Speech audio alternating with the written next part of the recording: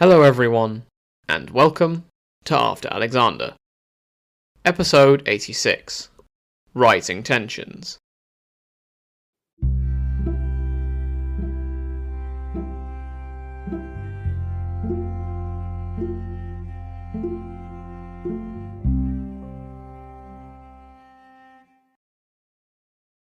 As we saw previously, Antiochus tried to invade Anatolia at the start of the 2nd century BCE. However, he was sent packing as soon as Rome showed up. Well, it seems that lesson hasn't been learnt yet, as Antiochus will be heading west once again. Antiochus III moved into Anatolia in the spring of 197 BCE. His sons Ardys and Mithridates were given command of the land armies. Or perhaps just one son. As we've seen, working out if Ardys is a son of Antiochus III is messy. He disappears from Bevan's narrative after this one mention, so perhaps we can assume he died in battle or else just died, if he was even a son of Antiochus at all. Anyway, as we said, we're going to assume he was a prince of the empire, so there's two royal princes heading up this invasion. While his sons travelled across the Taurus mountains, Antiochus himself went by sea along the Anatolian coastline. The goal of this incursion was to mop up Egyptian possessions in Anatolia. As we've seen before, Antiochus III has adopted more of a kick them while they're down strategy. He called upon all the forts and cities in Cilicia to bend the knee to him, and they fell like dominoes. Peacefully too, which is more impressive. In fact, it was only once he got to a settlement called Coracesium that he actually had to do anything. There, Antiochus got bogged down trying to take the place. While there, he received some unwelcome news. First off, ambassadors from Rhodes showed up. They warned the king that if he tried to go past a geographical feature called the Chelidonian Promontory, they would fight him. They accused him of wanting to link up with Philip V of Macedon. Now, this bit of land jutting out into the sea, the Chelidonian Promontory, is significant. In the old days, the Persian Empire had been told by Athens that it was this far and no further in terms of how far their fleets were allowed to go. I wonder if it seemed ironic to Antiochus that he, a Hellenistic monarch, was now being put in the same position as the Persian emperors that Alexander the Great had wiped off the face of the earth. Regardless, Antiochus soothed the Rhodians, sending ambassadors to quiet the suspicions of the island. By the time the Rhodians got back, the war between Philip and the Romans was over. Philip V had just suffered a heavy defeat on the fields of Thessaly. Out of nearly 27,000 men who had faced off against 25,000 Romans, 13,000 had been either killed or captured, with only 700 Roman losses. Antiochus had hesitated for too long, and all he'd succeeded in doing was Rome beginning to be wary of this Seleucid king. The chance to join Philip V had slipped through his fingers. Still, there was a silver lining. Philip would now be obliged to surrender some of his gains picked from the Ptolemaic carcass, gains which Antiochus would be able to take for himself. Not that this was where Antiochus III's ambitions ended. Bevan recounts that he well remembered Seleucus I and his control of Alexander's European territory. Antiochus III began debating taking up the mantle of the heir of both Seleucus I and Alexander himself in Greece. Naturally, given this shift and his lack of any tangible support of Philip, Philip V began resenting Antiochus III. Philip knew that Antiochus was now looking to mop up Thrace and Anatolia. All this meant that the two kings were glowering at each other from the moment Philip was beaten by Rome. Meanwhile, Rhodes dropped their belligerent stance once there wasn't a risk of Philip and Antiochus linking up. However, they did make life difficult for him in terms of taking the Carian cities and islands. They knew that the Ptolemies were now out of the regional game, and did not want the Seleucids to simply step into their shoes. Regardless, Antiochus gobbled up the South Anatolian coast, reaching as far as Troy. He took Caria, thereby muscling into territory previously promised to Philip. Now, let's turn to the Ionian cities on the west coast of Anatolia. They had gained increasing independence, while Attalus I of Pergamon and Achaeus the Younger were fighting it out to control them. Essentially, if I understand it correctly, they'd basically been playing the two off against each other. That was then, however. Now, Antiochus was ready to play hardball.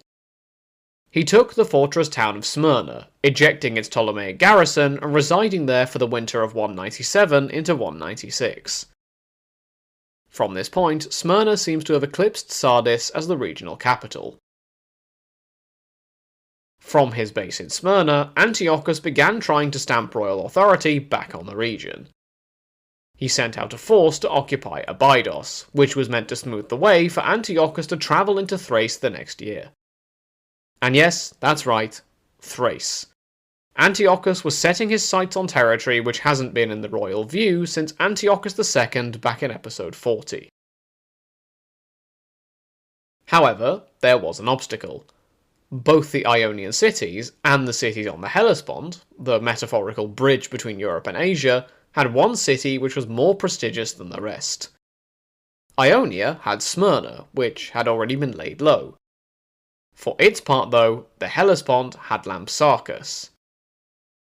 The city of Lampsacus would be key to how the other cities in the region reacted.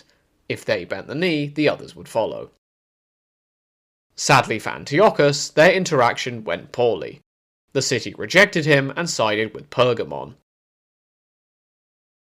Antiochus tried to use military force to get them to comply, while also trying to bargain, very much a carrot and stick sort of thing. Still in the winter of 197 BCE, Lampsacus did something monumental. They asked Rome for help. Specifically, they went to their sister city of Massalia, which in turn sent out ambassadors to back up Lampsacus in their appeal to Rome.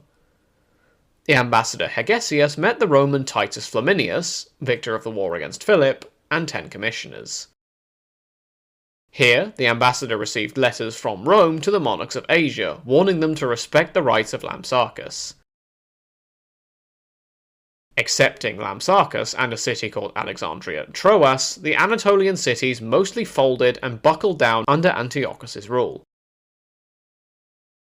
Antiochus made it his goal to restore Seleucid power to back what it had been in the early days of the empire. We see him intervening in city politics to bring about peace, installing troops, and generally interfering. However, it's in 197 BCE that we get another shift in the geopolitical landscape. Attalus I of Pergamon suffered a seizure and died at 72 years old. His eldest son Eumenes succeeded him as King Eumenes II. The 3 brothers of the new king were, in line with the peaceful nature of this Attalid family, perfectly happy to work under the regime of their brother, something that Seleucus II would no doubt have been jealous of. Anyway, in 197 to 196 BCE, Antiochus sent a delegation to the Romans in Greece to ease over tensions. This wasn't helped when the Roman Flaminius proclaimed the free status of the Greek people in a series of games taking place at the time. When the actual meeting happened, Flaminius and the commissioners we saw give aid to Lampsacus denounced Antiochus's conquering ways. They demanded that the king withdraw from any territory once held by Ptolemy V or Philip V, and that he stop fighting any independent Asian city. They also warned the Seleucids not to cross into Europe. This message was also planned to be sent to Antiochus himself by a Roman delegation. Before this could even happen, though, Antiochus was already in Europe in 196 BCE, having landed in Thrace in the spring. He moved on to a town called Maditus and took it, and from there other towns began submitting to him. Antiochus III began displaying himself as the saviour of the Hellenic world in regions of Thrace such as Lysimachia, which had seen a retreat of the Greek-speaking world. His goal was to recreate the kingdom Lysimachus had owned decades before, as a subject of the Seleucid Empire, giving the territory to his then second son Seleucus as an independent king or a governor. So, he restored the city of Lysimachia, which was by now in ruins. These actions insulted the Macedonian king Philip, who would have seen himself as the one to protect the Hellenic world and felt threatened by the recreation of the old kingdom of Lysimachus. These actions also upset Rome. A general Roman delegation reached Lysimachia, as did a delegation from the city of Rome itself, which had originally been sent to broker a peace between Ptolemy V and Antiochus. We also get a man called Publius Lentulus showing up, who was still trying to eject Philip's garrisons, along with 2 of the 10 commissioners. I can only imagine the headache Antiochus III had trying to straighten out who exactly was with who. Anyway, the locking of horns began. The Romans were not happy about the conquering of the Anatolian cities, nor of Antiochus prancing around in Thrace. Rome asserted that in the first instance she was a friend to Egypt, remember Egypt had owned these cities, and that all Philip's ceded conquered land should go to Rome. Given that these lands had come from the Ptolemies, this seems to me to be an inherent contradiction. Anyway, they also interpreted Antiochus even being in Europe as hostility towards the Eternal City. For his part, Antiochus said that Rome had no right to interfere in Anatolia, or that if they did, he would be justified messing about in Italian politics. Fair point, it seems to me.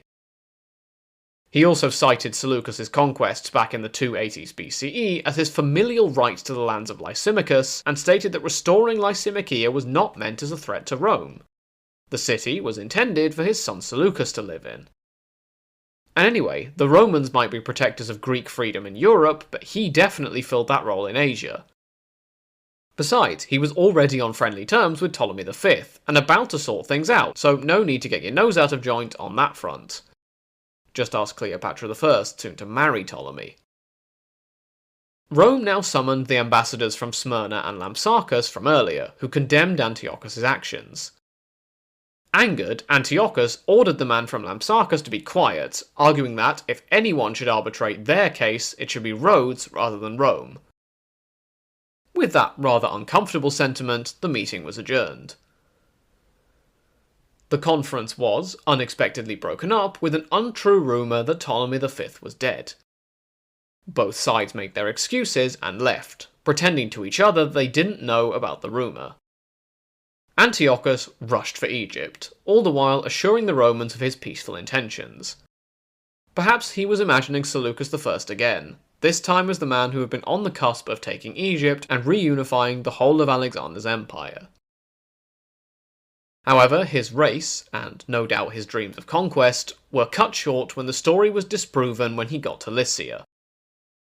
Antiochus then tried to use his fleet to subjugate Cyprus, but a mutiny and a storm shattering his fleet put paid to that idea. This is where we will leave it for today. Next time, we will see if the rising tensions with Rome will actually amount to anything, or at least we'll go further down that path. Until next time, thank you all very much for listening. Feel free to get in touch at the show's email address for any questions or comments. Until next time, have a great week, everyone.